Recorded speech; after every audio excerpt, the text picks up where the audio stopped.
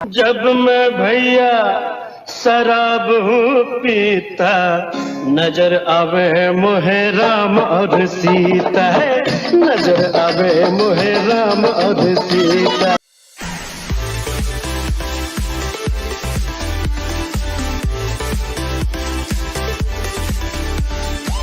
राम राम जपना पराया माल अपना, जपना पराया माल अपना, राम राम जपना पराया माल अपना। अरे राम नाम राम नाम राम नाम जपना पराया माल अपना, पराया माल अपना हो। तुम अरबों का हेर फेर करने वाले राम जी। राम नाम जपना पराया। ये लग गया फैक्ट्री मां मशीन।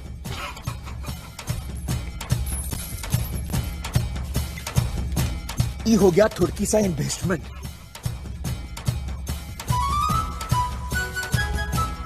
और ये हो गया इनागुरेशन। हाँ विश्वासघाती, तो फिर मेरी सजा भी सुन ले। मैं पृथ्वी सिंह वर्ल्ड गंगा सिंह ये ऐलान करता हूँ कि जैसे मैं बर्बाद हुआ हूँ वैसे तेरा भी नामो निशान मिटा दूंगा, तेरा भी नामो निशान मिटा दूंगा। मैं इस मंदिर को खंडर बना दूंगा, फिर कोई पुजारी तेरा नाम नहीं लेगा। किसने लिखा है मेरे भाग में ये है? उसने लिखा है जिसके आगे तू हाथ जोड़ जोड़ कर रोती रहती है। कान खोल कर सुन ले, आज से तू इस घर में नहीं रहेगा, समझा? ये बुढ़िया तो सटिया गई है मगर शंकर नहीं सटिया, वो तुझे अच्छी तरह जानता है।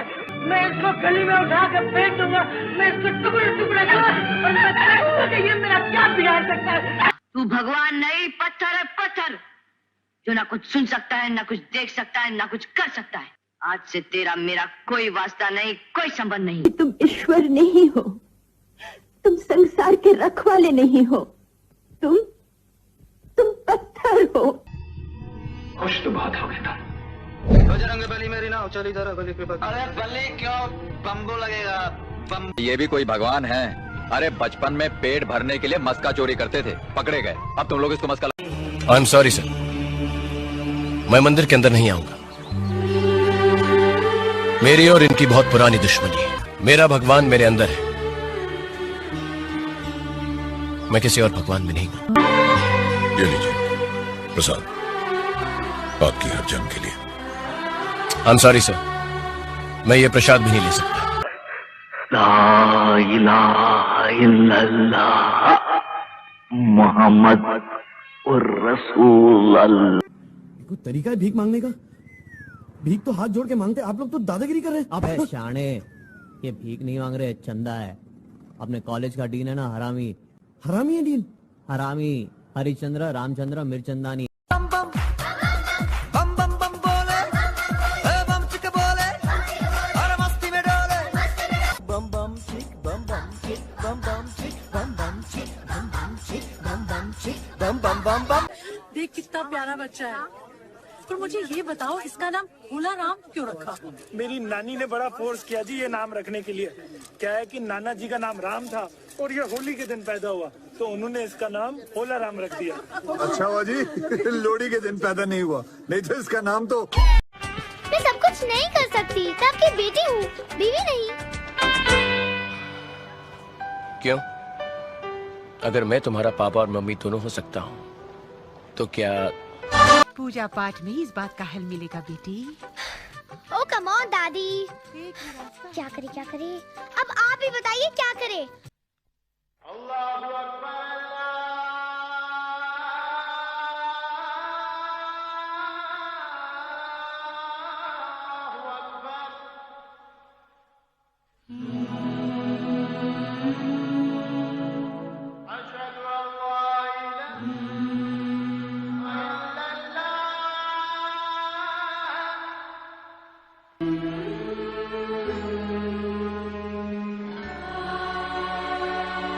अरे जीती रहो बेटी, जीती रहो। एक गिलास पानी तो पिला दो मुझे। हाँ साहब, आप हमारा छुआ पानी पियेंगे? अरे तो क्या हुआ? ला हौल विला कुव्वत, भैया हम तो सीधी बात जानते हैं। एक ही सफ में खड़े हो गए महमूद व अयाज, न कोई बंदा रहा और न कोई बंदा नवाज। वाह वाह। जी हाँ, Ram Balram detective agency, child and women specialist. आपको कोई एतराज? नहीं, बिल्कुल नहीं। Very good. एक बार क्या हुआ मालूम है? राम और श्याम दोनों गेम बजा रहे थे, उतने में उसका मर्द आ गया।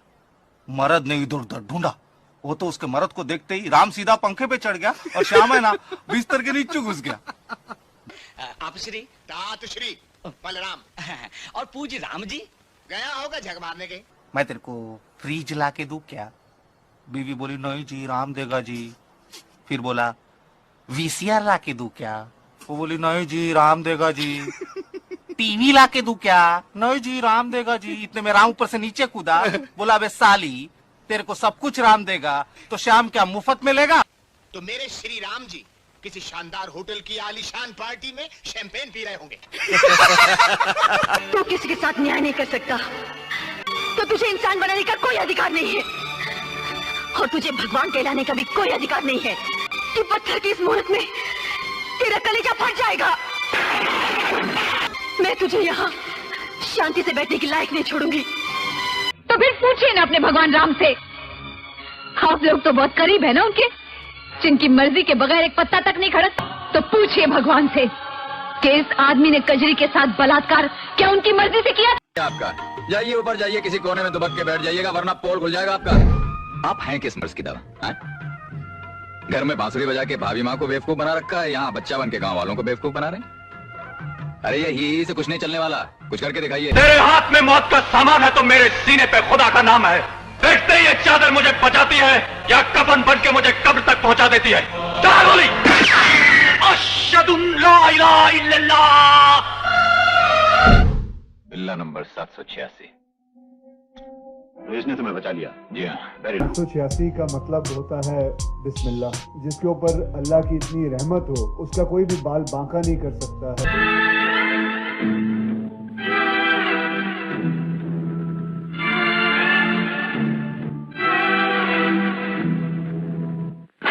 तुम आज मंदिर में क्यों नहीं रुक जाते? सुबह चले जाना। अपना ध्यान रखना, ठीक है? संभल कर जाना।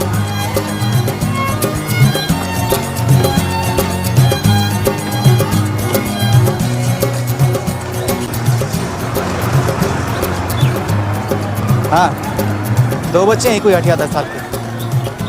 लड़की का तो अच्छा दाम मिलेगा ही, पर ये अंधा लड़का तो लॉटरी लगा देगा।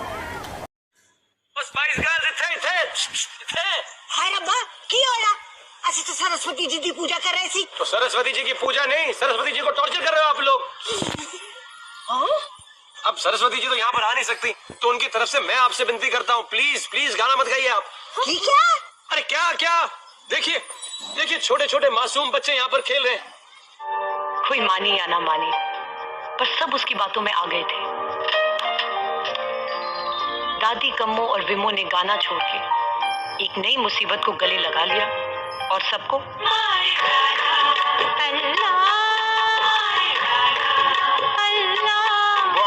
आपने देखा सिंघम में अजय देवगन स्वयं एक दरगाह के अंदर जाता है, तब केस सोल्व होता है। बजरंगी भाईजान में बहुत सारा प्रसाद चढ़ाया बंदरों को, बहुत बजरंग बली करा, लेकिन सबसे लास्ट में आती है अदनान सामी की कव्वाली जो पाकिस्तान की दरगाह पे होती है। तब जाकर के मैटर सोल्व होता है। पहले की फिल्मों में आप देखोगे कोई भी बीमार होता था तो ओम प्रकाश मंदिर में जाता था, वहां पे वो भजन होया करता था, है ना। भजन होने के बाद में क्या होता था कि एक फूल ऐसे ही हाथ में गिर जाया करता था, वो फूल मरीज के पास ला के रखते थे, उसकी आंख खुल जाती थी, उसकी उंगलियां फड़फड़ाने लग जाती थी, उसकी आंख खुलने लग जाती थी, है ना। वैसा कुछ हुआ करता था। इस सारे को हटाया गया और वहां पर पूरा का पूरा जो फोकस है वो रखा गया दरगाहों का। आप दरगाह 786 का बिल्ला, ये 786, अब 786 भी दरगाहों वालों में ही फेमस है। हाँ सही बोले। अमिताभ बच्चन की आप फिल्में देखोगे, अमिताभ बच्चन ने जो फिल्में बनाई हैं, दिलीप कुमार की जो फिल्में हैं, उसके बाद में विनोद खन्ना की फिल्में हैं, अक्षय कुमार की फिल्में हैं, शाहरुख खान की फिल्में हैं, और भी बहुत सारे एक्टर और एक्ट्रेसेस की फिल्में हैं। इनमें जानबूझकर के बकायदा इस तरीके से पोर्ट्रे किया गया कि जो हिंदू गॉड और गॉडेस हैं उनसे कुछ नहीं होने वाला है, वो एक मजाक का पात्र है। जो उनकी पूजा करने वाले लोग हैं, जो ब्राह्मण लोग हैं, ये एक मजाक का पात्र हैं, ये मूर्ख लोग होते हैं, कॉमिक सिंबल जैसे एक सरदार को रखा जाता है। एक बादल मूवी मैंने देखी, उसमें जॉनी लीवर को सरदार बनाया गया था, तो वो एक कॉमिक सिंबल बन गया सरदार। एक चोटी वाला जो व्यक्ति होगा जिसका यहाँ पर त्रिपुंड लगा होगा, वो एक कॉमिक कैरेक्टर होना चाहिए फिल्म के अंदर। फिर एक आता है टोपी पहन करके ऐसे करके चेचा, वो जो कभी भी किसी का भी इधर से उधर नियम ना बिगड़े, लेकिन वो नमाज पढ़ेगा। मतलब शोले मूवी आप देखोगे, सारे हिंदू हैं लेकिन मंदिर के पीछे खड़ा होकर धर्मेंद्र मजाक बना रहा है, वो शिव जी की आवाज निकाल रहा है हेमा मालिनी को पटाने के लिए। पूरे गांव के अंदर 2 मुसलमान थे, पहला सचिन था जिसको गब्बर सिंह ने मार दिया, और दूसरे थे चचा, लेकिन उनके नाम की अजान होती है। गांव के अंदर मस्जिद है, अजान हो रही है, और चाचा कहते हैं कि अगर 1-2 बच्चा मेरा और भी होता तो मैं इस गांव पे कुर्बान कर देता, लेकिन क्योंकि मेरी नमाज का टाइम हो रहा है मैं नमाज पढ़ने के लिए जाऊंगा। है ना। बॉलीवुड को हम ये समझते हैं कि वो समाज की छवि को दिखाता है, लेकिन ये सच्चाई है कि समाज में वैसा कुछ नहीं हो रहा होता है। वो समाज को कैसा बनाना चाहते हैं उसको वो दिखाते हैं वहां पर। देखिए, अगर आप कुछ एप्लीकेशंस जो नई बनी हैं उन पर अगर आप ध्यान देंगे, जैसे कि एकता कपूर के कुछ वेब सीरीज आई हैं जिसमें कि वो एक्स्ट्रा मैरिटल अफेयर्स दिखाएगी, जिसमें कि वो फैमिली के जो अपने मेंबर्स होते हैं उनमें जिनको कि हम पवित्र निगाह से देखते थे, उनके अंदर वो ऐसी छवियां बनाने का प्रयास किया जा रहा है, वैसी छवि दिखाएगी। ये क्या है? ये आपके घरों में, किसी के घरों में वास्तव में नहीं होता है, लेकिन वैसा दिखा करके, वैसा बना करके पोर्ट्रे करने का एक माध्यम है, और ताकि उस समाज को उतना ज्यादा गंदा किया जा सके। किसी बॉलीवुड में क्या हीरो हीरोइंस की कोई कमी थी कि वहां आपने सनी लियोनी को लेकर के आए? बिकॉज उसकी एक छवि थी, और वो छवि आप यहां पर देखेंगे। बॉलीवुड में सनी लियोनी का पदार्पण जब हुआ, उस समय पर गूगल पर सर्वाधिक सर्च किए जाने वाली सेलिब्रिटी बन गई थी। तो लोग क्या उसका क्या सर्च करते होंगे कि सनी लियोनी कैसे पूजा करती है, सनी लियोनी कैसे खाना बनाती है, सनी लियोनी ने आज पुलाव कैसे बनाया। तो ऐसा सर्च नहीं करते हैं वो लोग। वो क्या होता है, ये आपका एक दिमागी स्तर तैयार करता है, उसमें आप जो कंटिन्यूस वो सारी चीजें देख रहे हो वो चीज तैयार करता है। बॉलीवुड ने इस चीज को बहुत अच्छे तरीके से और सॉफ्टली मोल्ड किया है। आप अपने घर में बैठे हुए थे, लोग धार्मिक हुआ करते थे, एक मूवमेंट चला था पूरा का पूरा 90s के दौरान कि हिंदुओं ने अपना बदला लेना है। उसी दौरान पे ये कांड हो गया कि उसी जोश जोश में इन्होंने बाबरी मस्जिद का विध्वंस किया। बहुत कम लोग जानते हैं कि 90s में क्यों, ये तो मोमेंट तो बहुत टाइम से चला रहा था, लोगों में बहुत ज्यादा गुस्सा था अजमेर का, वाकई में बहुत गुस्सा था, और लोग इससे बहुत आहत थे। आपको याद होना चाहिए कि एक व्यक्ति था जिसके 7 गोली लगी थी और मरे हुए को भी गोली मारी गई थी। उसने खून से सड़क पे सीताराम लिखा था, और वो व्यक्ति राजस्थान से आया था, और ऐसे राजस्थान से बहुत लोग आए थे। कहाँ राजस्थान और कहाँ अजमेर, ये अयोध्या, कहाँ अजमेर कहाँ अयोध्या, वहां से भी लोग आए थे, गुजरात से लोग आए थे, आंध्र प्रदेश से लोग आए थे, बहुत लोग आए थे जिस समय पर यह मुद्दा बन गया था। तो आज कश्मीर फाइल सबको याद है, आज बाबरी मस्जिद सबको याद है, लेकिन आज याद नहीं है तो किसी को सोफिया गर्ल्स कांड ने याद नहीं है। दूसरी बड़ी बात, अगर ये काम हो गया तो गुस्से में किसको आना चाहिए था? हिंदुओं को, वहां के, या जिनकी बहन बेटियां मारी गई थी, लेकिन ऐसा नहीं हुआ, उल्टा हुआ। सबसे बड़ी चीज, ऐसा नहीं हुआ, और वहां के लोगों ने रिवेंज भी नहीं लिया। आप ही देखो कि किसी ऐसे प्लेस की आड़ में 250 लड़कियों के साथ में रेप होता है, सारे पत्रकार मार दिए जाते हैं, पूरा का पूरा वॉश कर देता है, एकदम व्हाइट वॉश कर देता है सारा मैटर, जितनी लड़कियां उठती हैं उनका सफाया कर जाता है, लेकिन उसके बावजूद रिवेंज कोई नहीं ले पाता है, उसकी छवि कोई बर्बाद नहीं कर पाता, एक ईंट एक कंकर तलक उसकी तरफ नहीं फेंकती है। उसके बावजूद बॉलीवुड ने इन सबको इस तरीके से बनाया कि सारी जितनी भी दरगाहें हैं वहां पे आपने हिंदू को नतमस्तक होते देखा है। अब उसको भी छोड़ दो, पिछले 8 साल से जितने भी फतवे जारी हुए हैं वो दरगाहों से हुए हैं। कमलेश तिवारी की हत्या करने वाले लोग मजार को मानने वाले थे, उसमें एक सिया था एक सुन्नी भी था। हत्या करने के बाद वे दरगाह में जाकर के छिपते हैं। पाकिस्तान से आने वाला एक व्यक्ति जो यहाँ नुपुर शर्मा की हत्या करना चाहता था, वो दरगाह अजमेर में जाकर के अजमेर दरगाह जा रहा था। बहुत सारे फतवे अजमेर दरगाह से निकले। हम काफी टाइम से इस बात की डिमांड कर रहे थे कि भारत के प्रधानमंत्री को इस तरीके से कोई चादर नहीं भेजनी चाहिए। कुछ लोग कहने लगे अरे वो तो सैफरोन चादर भेज रहे हैं। मैंने सैफरोन भेजे, हरी भेजे, पीली भेजे, वहां किसको आवश्यकता है? कौन उसके नीचे सर्दी से ठिठुर रहा है जो आपने वहां चादर बेचनी है? आप ये तो बताओ ना। ये वो लोग थे जो टैक्स ना देने पर लड़कियों को उठा लेते थे, चाहे हिंदू हो चाहे मुसलमान हो, और उनके साथ में फिर दुष्कर्म होता था।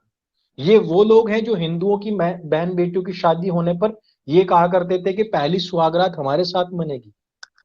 वहां जाते थे सबसे पहले, और वो रीति नीति कुछ हिंदुओं ने अभी भी चलाई हुई है कि जैसे ही शादी होती है उस लड़की को उसकी मजार पे लेके जाते हैं सबसे पहले, वहां वो जाकर के दिया जलाएगी। वो नीति आज तक चल रही है।